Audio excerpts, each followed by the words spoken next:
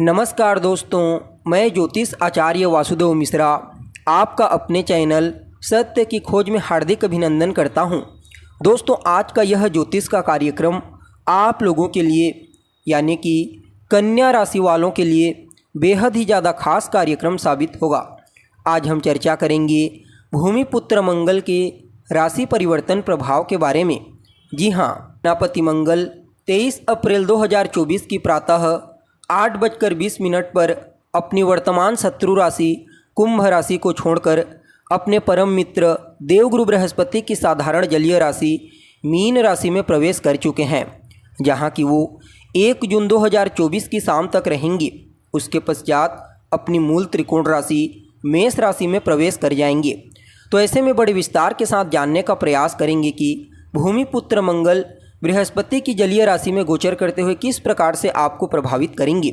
सेनापति मंगल का यह राशि परिवर्तन आपके लिए कितना फायदेमंद साबित होगा, किन किन क्षेत्रों में आपको विशेष तौर पर लाभ की प्राप्ति होगी, कौन कौन सी सावधानी आपको बरतने की आवश्यकता है, आपका स्वास्थ्य कैसा रहेगा, आपकी शिक्षा कैसी रहेगी, आपकी लव लाइफ, वैवाहिक जीवन, पारिवारिक जीवन, भाग्य, करियर, बिजनेस, व्यापार और फाइनेंस के दृष्टिकोण से भूमिपुत्र मंगल के इस राशि परिवर्तन को आपके लिए कितना प्रॉफिटेबल कहा जा सकता है, सभी बातें आपको विस्तार पूर्वक बताएंगे। इसलिए कार्यक्रम को बिना मिस के अंत तक देखने का प्रयास कीजिए। और अगर आप अपनी जन्म कुंडली पर हमसे परामर्श लेना चाहते हैं तो डिस्क्रिप्शन बॉक्स और वीडियो के अंदर आपको हमारा कॉन्टैक्ट नंबर मिल जाएगा, जहां से आप या तो व्हाट्सएप के माध्यम से या फिर डायरेक्ट फ़ोन कॉल के थ्रू अपॉइंटमेंट लेकर अपनी जन्म कुंडली का विस्तार पूर्वक अध्ययन करवा सकते हैं।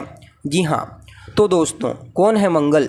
हिम्मत, शक्ति, पराक्रम, उत्साह, हथियार, वाद विवाद, क्रोध, अहंकार है मंगल। अपने इन्हीं कारकत्वों के कारण हमारे जीवन के विभिन्न पहलुओं को नियंत्रित करते हैं भूमिपुत्र। कुंडली में मंगल का बलवान होना जातक को साहसी बना देता है। ऐसा जातक किसी से दबने वाला नहीं, डरने वाला नहीं होता, सदैव मेहनत में विश्वास रखता है। तो वहीं मंगल जब कुंडली में कमज़ोर हो जाते हैं तो ऐसा जातक दब्बू प्रवृत्ति का हो जाता है। किसी भी कार्य को लेकर, खास करके जोखिम भरे कार्यों को करने से वह भागने लगता है, बचने लगता है। इसलिए मंगल का बलवान होना बेहद आवश्यक माना जाता है जीवन में विशेष सफलता और ऊंचाई प्राप्त करने के लिए। अब देखा जाए तो मंगल का जो गोचर होता है वह ज़्यादा दिनों के लिए नहीं होता, लगभग 45 दिनों के लिए होता है एक राशि में। लेकिन दोस्तों, जब भी मंगल की गोचर की चर्चा होती है तो सदैव मैं मंगल की चर्चा बृहद रूप से करता हूँ। जी हाँ, क्योंकि कर्म प्रधान विश्व रचि राखा। तो जो पुरुषार्थी हैं, जो मेहनत में विश्वास रखते हैं, उनके लिए मंगल का गोचर बड़ा ही महत्वपूर्ण होता है। और इस बार का गोचर तो अपने आप में ही बेहद खास है। यहाँ पर भूमिपुत्र मंगल गुरु की राशि में गोचर करते हुए बहुत बड़ा उलटफेर करने वाले हैं, क्योंकि पहले तो देवगुरु बृहस्पति के साथ मंगल आपस में परिवर्तन योग बनाएंगे और राहु के साथ अंगारक योग का निर्माण करेंगे। फलतः यह समय आपके लिए कुछ ऐसा होगा जहां पर धोखा भी है और इसी धोखे के बीच चमत्कार भी है, क्योंकि गुरु मंगल चमत्कार दिखाएंगे तो वहीं मंगल और राहु कुछ न कुछ कन्फ्यूजन की स्थिति क्रिएट करेंगे। हालांकि यह जो समय होगा कुछ लोगों के लिए ऐसी घटनाएं घटित कराने वाला है कि जो सोच रहे हैं कि बहुत आसान है उनके लिए कठिन होगा, और जिन्हें लग रहा है कि बहुत कठिन है उनके लिए सब आसान होता चला जाएगा। यानी कि कुल मिलाकर के देखा जाए तो बहुत ही बड़ा उलटफेर का इशारा यह परिवर्तन कर रहा है। कुछ मामलों में यह परिवर्तन आपके लिए वरदान की तरह कार्य करेगी। जी हाँ, अब देखा जाए तो कन्या राशि के जातकों के लिए मंगल का यह गोचर आपकी राशि से सप्तम भाव में हुआ है। बताते चलूं, यह जो राशिफल मैं आपको बता रहा हूं यह आपकी चंद्र राशि के आधार पर बता रहा हूं। अब मंगल का आपकी राशि से सप्तम भाव में गोचर करना सीधी सी बात है, उनकी दृष्टि का पड़ना आपके व्यक्तित्व में विशेष रूप से निखार ला देगा। जी हाँ, यह गोचर आपके जीवन में बड़ा परिवर्तन करने वाला है। अब देखा जाए तो आपको कार्य क्षेत्र में तो पहले विशेष रूप से सक्रिय करेगा ही करेगा, साथ ही साथ पारिवारिक जीवन, सामाजिक जीवन और धार्मिक जीवन में भी आप अपने वर्चस्व को मजबूती प्रदान करने का प्रयास करेंगे। हालांकि यहाँ पर यह बात आपको बिल्कुल भी नहीं भूलनी चाहिए कि मंगल राहु के साथ अंगारक योग बनाकर आपकी राशि से सप्तम भाव में गोचर कर रहे हैं। तो ऐसे में अगर आप साझेदारी में काम करते हैं, पार्टनरशिप में, तो वहाँ पर परेशानी उत्पन्न हो सकती है। आपकी वैवाहिक जीवन में कलह क्लेश की स्थिति उत्पन्न हो सकती है। जीवन साथी के साथ किसी बात को लेकर वैचारिक मतभेद, तू मैं जैसी स्थिति, कलह क्लेश जैसी स्थिति आपको फेस करनी पड़ेगी।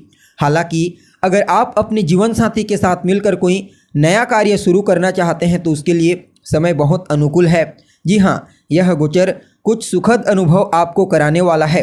सकारात्मक परिवर्तन आपको अपने जीवन में देखने को मिलेगा, लेकिन इस गोचर काल के दरमियान आपको जितना ज़्यादा हो सके वाद विवाद से दूर रहने का प्रयास करना चाहिए।